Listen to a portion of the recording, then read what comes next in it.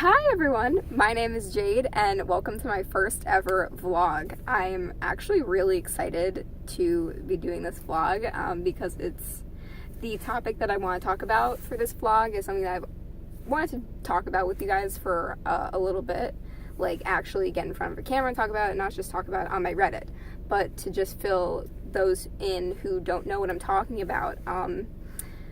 Basically, I was on Reddit the other day and I saw this person talking about how for half of their life they went to a public school and then the other half of their life they went to a Catholic private school, and that got me thinking about my experience. Now, I went to a Catholic school, private Catholic school, from kindergarten until I was a senior in high school. And, you know, in my experience, it was very not really interesting to say the least, but it wasn't very diverse. And it's not even like the way that you would think about it of, like, I don't like to use the cliches of maybe like American movies where, you know, you see the little schoolgirl going off to school every day and she has this perfect life in the suburbs, because that was not my life. You know, that really was not my life. It's actually funny, I just want to reference quickly, the other day a professor of mine had us in groups and she had pointed me out and she said, Jade's life is not like your lives. Jade lives in a gated community. Now, I love this professor. She's a great professor. But I just want to say, I don't live in a gated community. The grammar school that I went to was in Jersey City. And either way, even if I did live in a gated community, I'd have to leave that gated community. So I know what life is like out on the other side, even if I didn't live in a gated community. Because I don't live in a gated community. Pagoda's not a gated community, okay? If you've ever been to Teaneck, you've been to Pagoda, okay? You don't need to go to Pagoda. Anyway, I'm sorry, that was a tangent. I did not mean to do that. But I started thinking about religious freedom in this country and freedom of speech, the First Amendment. And so I have some papers here that I printed out because, you know me, I like to do my research when I do things, guys. So the first thing that I want to talk about a little bit is the First Amendment. So basically, one thing that a lot of people like to quickly point out when talking about the First Amendment and freedom of speech, especially with religion, they would say the separation of church and state. Now, actually, the separation of church and state was, I believe, coined by, give me a minute here, I believe it was Thomas Jefferson. Oh, I'm sorry to blind you guys there. I didn't mean to do that. It's right here. Here we go.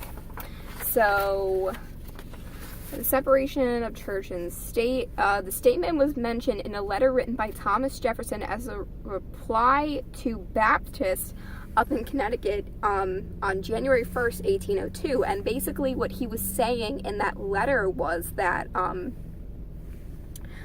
because the Baptists who were in Connecticut at the time were actually people who had come over from England, because in England they were being oppressed by their religion.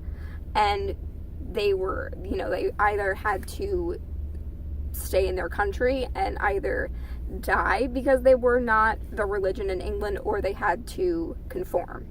And they said no, and they came over here, and Thomas Jefferson wrote them saying, here we have that separation of church and state. So not necessarily that church and state are separated, but that we don't force upon religion here. We have freedom of religion.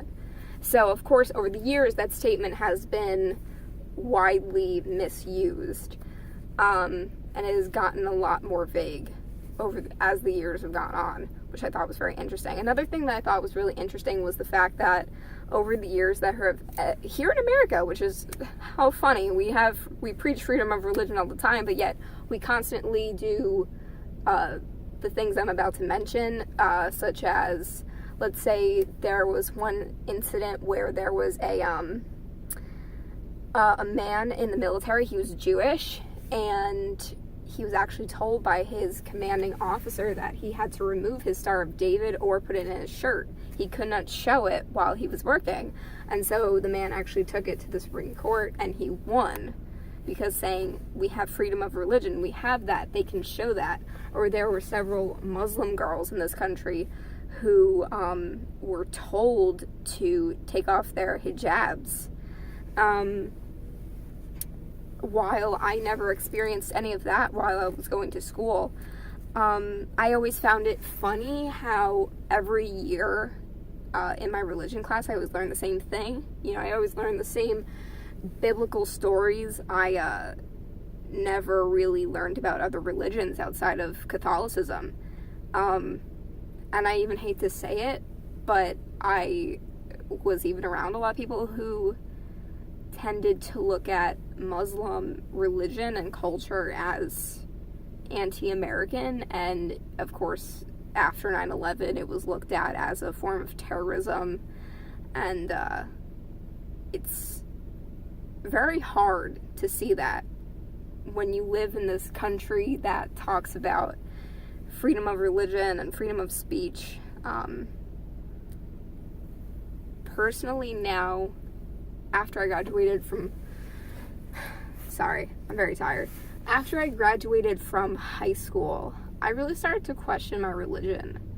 Now I'm an atheist, but I still respect people and I still respect your religion.